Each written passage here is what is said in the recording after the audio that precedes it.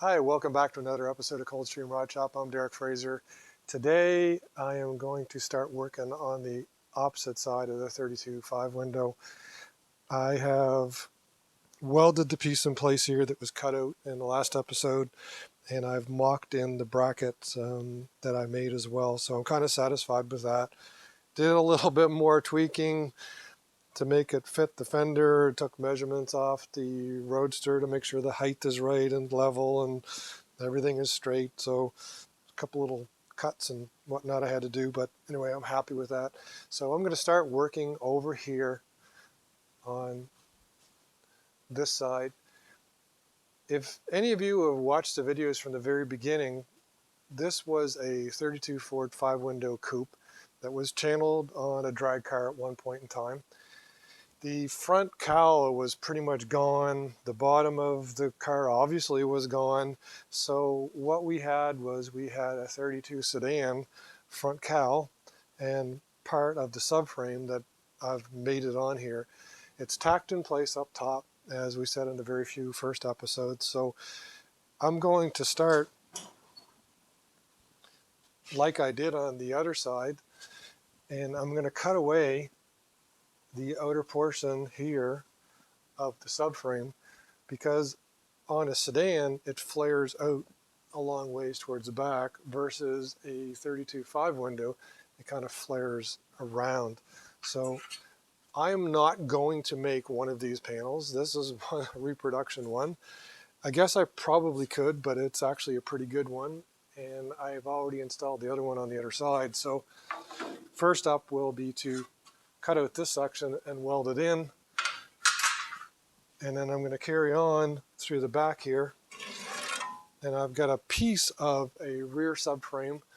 I'm going to have to build up this section and put what's in there and connect it to there. So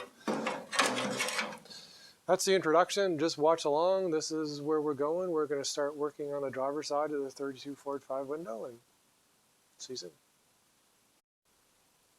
Hi, welcome back. I've been working away on the subframe here. I have the one sill tacked in place.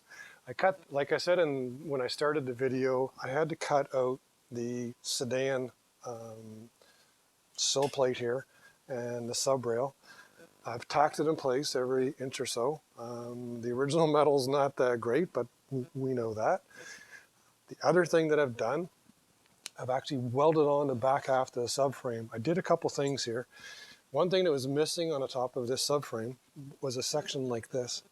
So I went to the metal brake and I bent a piece and basically welded it on both sides.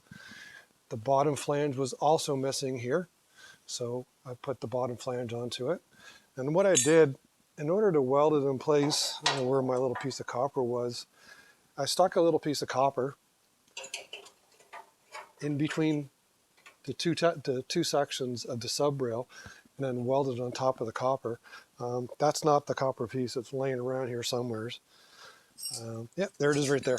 That's the little piece there. I shoved that underneath the two pieces. That way I wasn't welding the subframe to the frame.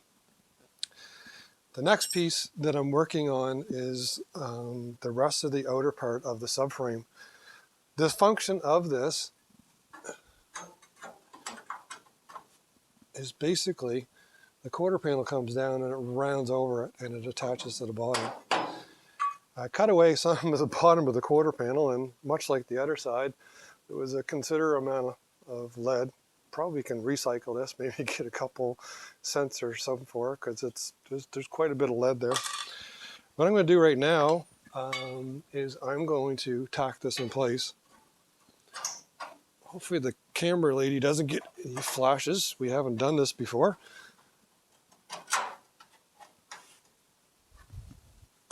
There we go.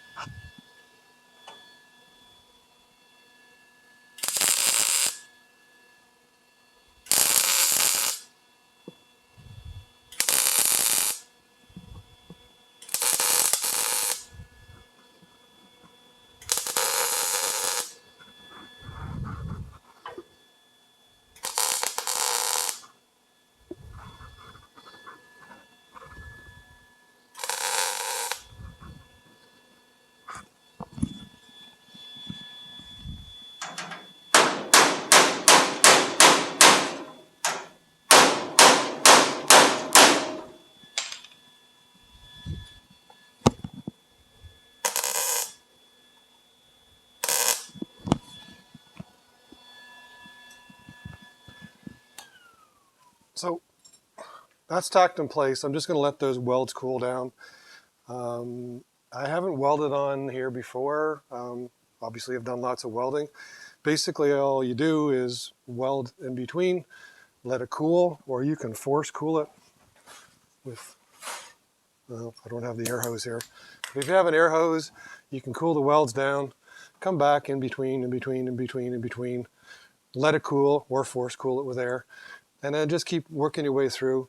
On a sub rail like this, it's not that critical because it won't warp so much. When I'm welding in a quarter panel, for example, I'm going to pay careful attention to make sure that it cools down in between. So kind of finish all these welds up, grind it up, and then we'll show you the end product. Hi, so here we are several hours and actually a day later. I have everything welded in and ground off.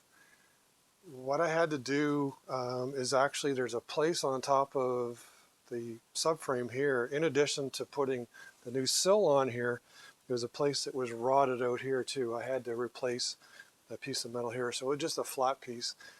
Also, like I did on the other side on one of my other episodes, this support piece for the B-pillar, I had an extra piece, so I put that in, welded it in place.